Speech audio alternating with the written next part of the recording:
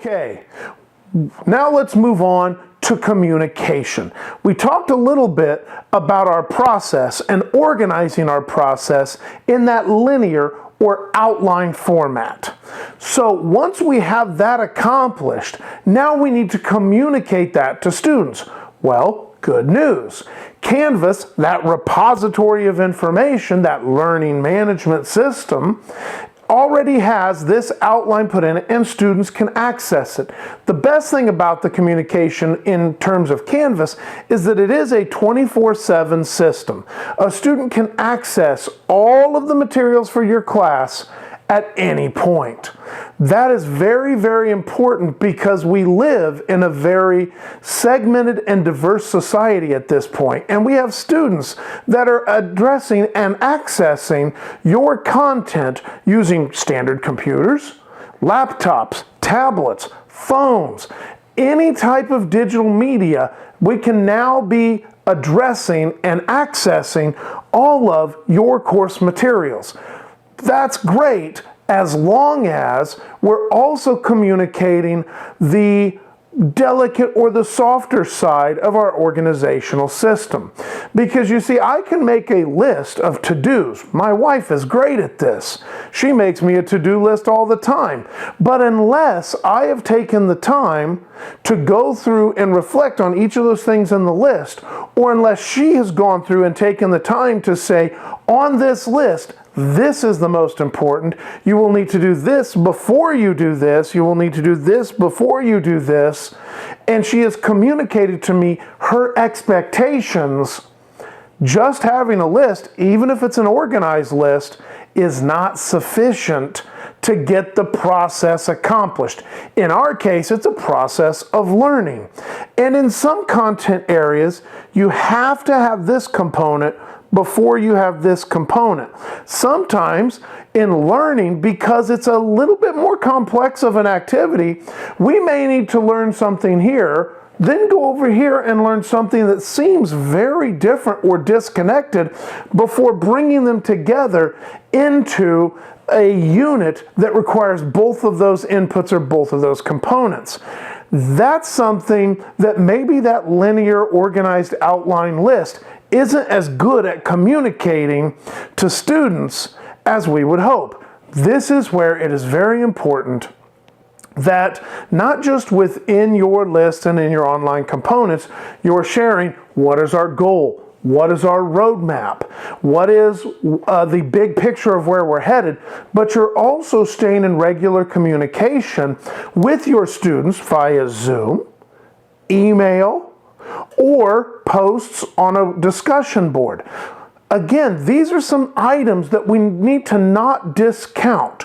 The idea that it's an online course that looks like a mail-in course, the old style through the mail learning, or the old style video or CD class where here's the CD, here's the book, you do it, you return it, that's the only input that you have. That is not good teaching. It's also ineffective for the student when it comes to learning. So we need to make sure that we're including this, not just organization, but this communication component in along with our process. Now, let's deal with, first of all, email. I mentioned this way early in the presence component, and that is you can establish your presence early with students by communicating via email to students before the class ever begins. Before there's any expectation on that student's part, we can use email that is attached to their registration or is attached to their completion of a Canvas course and their enrollment in your course. We can send email to that student letting them know, here's a few things about me, here's a few things about the course, here's a few things you're gonna wanna know. That does a couple things by accessing the students and communicating with the students early. It lowers frustration. It also lowers resistance because if they know something about you, and if they know that you've already reached out to communicate with them, they can probably communicate with you as well. And once that communication is in order, then Any problem they may have can be solved, which brings us to the last piece. It's going to lower anxiety on the part of the student, but also on the part of the instructor, because you also now have an opportunity that you've reached out. If there's a confusion or a question, they can reach out to you.